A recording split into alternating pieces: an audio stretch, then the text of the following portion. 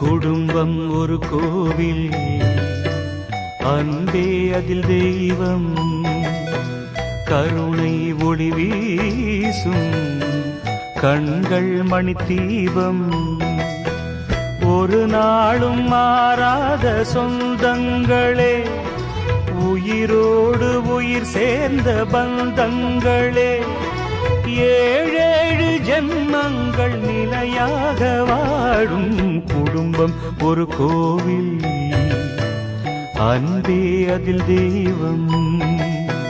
கருணை ஒளி வீசும் கண்கள் மணி தீபம்.